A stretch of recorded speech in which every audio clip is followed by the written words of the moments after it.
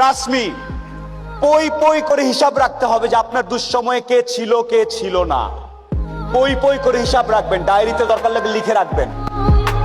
আপনি যখন একটু ভালো হওয়া শুরু করবেন ব্যবসাপাতি করে, সবার প্রথম ধাক্কাটা খাবেন খুব কাছের মানুষজনের কাছ থেকে এবং আত্মীয় স্বজনের কাছ থেকে। তারা পছন্দ করবে না, তারা পছন্দ করবে না যে আপনি ভালো করতেছেন।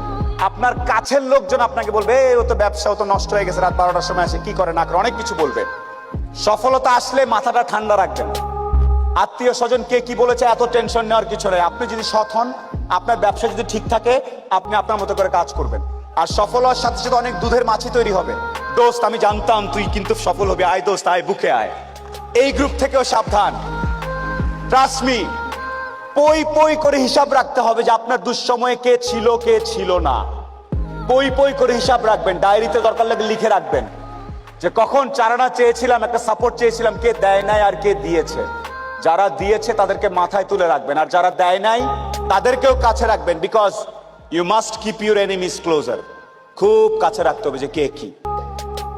আপনার ভালো অনেকেই দেখতে পারবে না, অনেকেই।